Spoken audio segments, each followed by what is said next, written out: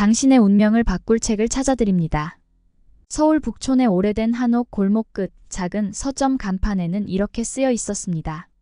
흐르는 책방이라 불리는 이곳은 일반적인 서점과는 조금 달랐습니다. 이곳에서는 책을 구매하는 것이 아니라 받는 것이었습니다. 손님이 자신의 이야기를 들려주면 서점 주인인 윤아진이 그에게 꼭 필요한 책을 한 권 골라주는 것이죠. 대신 책은 반드시 다 읽은 후 다른 손님에게 전달해야 한다는 규칙이 있었습니다. 책은 한강이 물처럼 흘러야 해요. 한 곳에 고여서는 안 되죠. 하진은 늘 이렇게 말하곤 했습니다.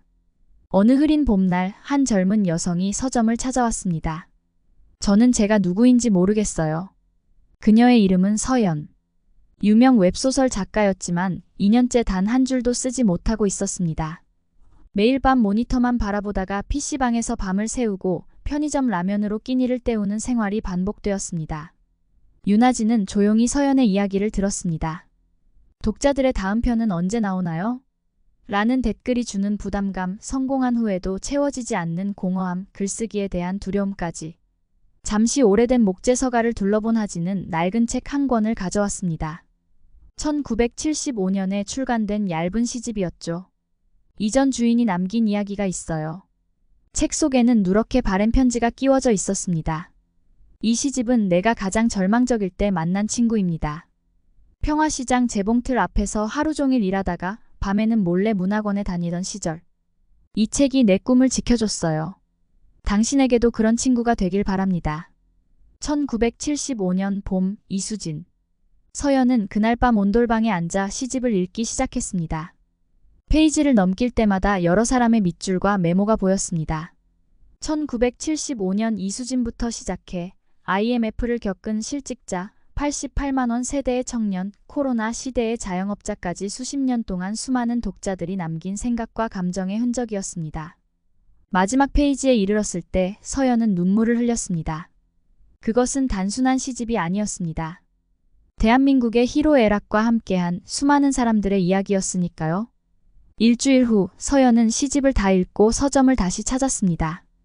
이제 제가 메시지를 남길 차례네요. 그녀는 자신의 이야기를 편지에 담았습니다. 당신이 N4 세대든 작은 사업자든 지친 직장인이든 우리는 이 책의 페이지 속에서 하나로 연결되어 있습니다.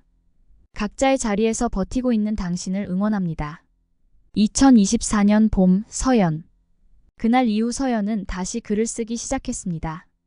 하지만 이번에는 달랐습니다. 조회수나 수익을 위해서가 아니라 누군가에게 위로가 되는 이야기를 쓰기 위해서였습니다. 한 달 뒤 그 시집은 새로운 주인을 만났습니다. 학원 스트레스에 지친 고3 수험생이었습니다.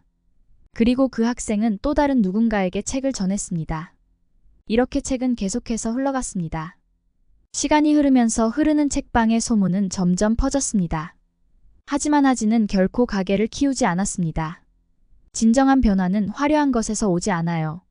한 사람의 마음을 움직이는 작은 위로에서 시작되니까요. 서점을 찾는 사람들은 저마다의 사연을 가지고 있었습니다. 취업에 지친 청년, 은퇴를 앞둔 중년의 가장, 육아에 고단한 워킹맘. 그들은 책을 통해 위로를 받았고 다시 일어설 용기를 얻었습니다. 그리고 그들의 이야기는 다시 책 속의 메시지가 되어 다음 독자에게 전해졌습니다. 어떤 이는 흐르는 책방이 기적의 공간이라고 했습니다. 하지만 하진은 미소를 지으며 말했습니다. 기적이 아니에요. 우리는 그저 서로의 이야기에 귀 기울이는 것뿐이죠. 마치 한강이 우리의 이야기를 들어주듯이요. 오늘도 흐르는 책방의 문은 열려 있습니다. 오래된 한옥의 마당에는 봄볕이 들고 처마 끝에 달린 풍경이 바람에 흔들립니다. 당신의 이야기를 기다리는 책이 있을지도 모릅니다. 그리고 당신의 메시지를 필요로 하는 누군가가 있을지도 모릅니다. 기와지붕 아래 자리 잡은 작은 서가에는 이런 문구가 걸려 있습니다. 모든 책은 손편지이며 모든 독자는 작가입니다. 우리는 모두 서로의 이야기를 이어 쓰고 있습니다.